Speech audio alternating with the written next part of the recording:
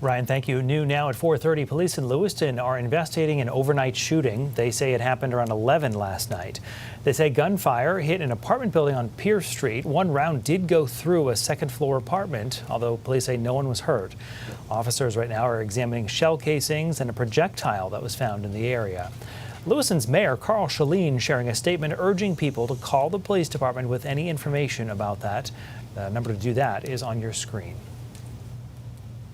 A 22-year-old man from Falmouth is facing an assault charge after he allegedly threw an unknown substance at a woman in Portland. Portland police say it happened Wednesday on Forest Avenue. The victim reported to police a man got out of his truck, followed her, and then threw the substance from a small container at her. He was issued a summons charging him with assault. Police would not confirm with CENTER Maine what the substance was. Police now believe a 70-year-old drowned after having a medical event near Thompson Lake in the town of Poland. It happened just after 4 yesterday. First responders say neighbors found that man in the water. They pulled him to shore. According to authorities, that man was pronounced dead at the scene.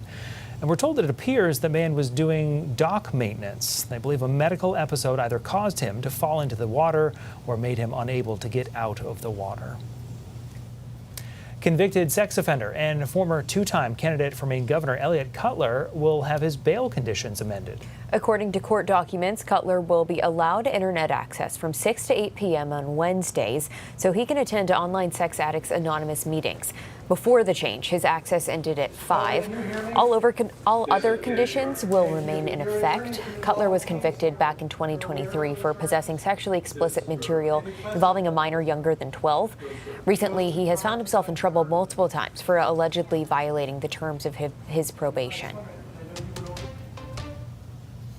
State leaders in Massachusetts are responding after a Democratic Party chair was charged with driving under the influence. According to court documents, Southborough police arrested Steve Kerrigan after an officer reported seeing his SUV weaving between lanes on Route 9. Court documents say Kerrigan told the officer he had 2 beers at a hotel in Boston and was driving home to Lancaster. Police reported his eyes appeared glassy and bloodshot. His speech was slowed and slurred, and breath tests measured above the legal limit. The state's lieutenant governor says she learned about the arrest only minutes before being questioned by reporters. It's obviously unacceptable, and he needs to take full responsibility for those actions. His attorney also says it is not yet clear whether Kerrigan plans to step down from his leadership role. Police are looking into whether 2 stabbings in New York City were hate crimes. Happened yesterday in Manhattan. Police say one victim was an Asian man and the other was a Jewish man. Both are in their 50s. The suspect stabbed one man in the chest and the other in the back. Witnesses say the attacker yelled out an Islamic phrase during both attacks. New York's Attorney General spoke about the incident.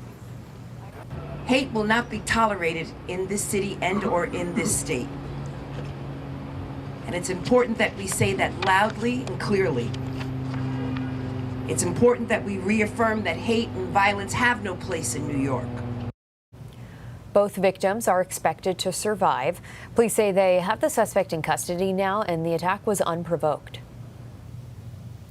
We want to warn you that some video in this next story might be disturbing to some viewers. Authorities in Madison, Wisconsin have identified the man shot and killed by a police officer earlier this week. That comes as protesters demand answers from the ongoing investigation. NBC's Shaquille Brewster has more.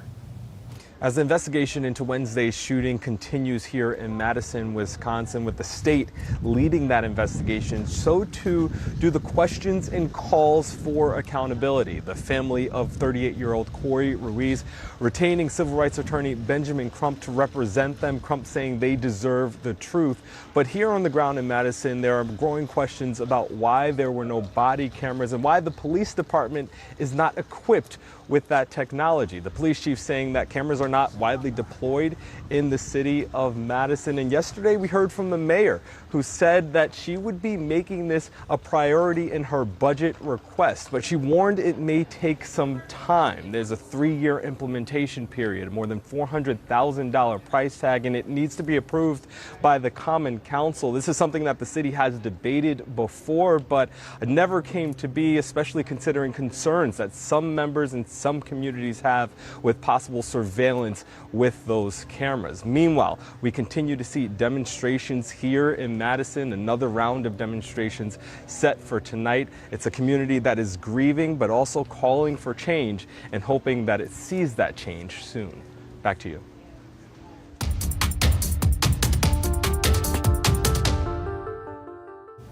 Shaquille Brewster reporting.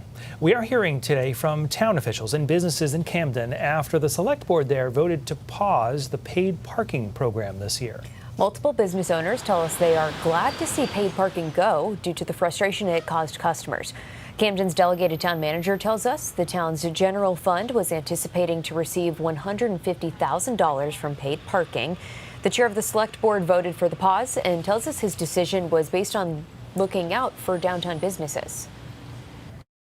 The net revenue may not be worth it for the risks that it would occur to the businesses in the town of Camden, or to the welcoming to the town of Camden, or make the guests of Camden feel welcome.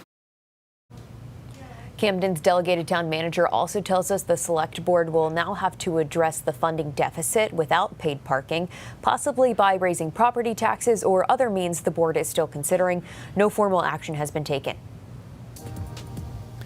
More than 500,000 people here in Maine will receive affordability checks soon. That's as the supplemental budget for the fiscal year is set to go into effect. Payments of $300 will go to eligible taxpayers.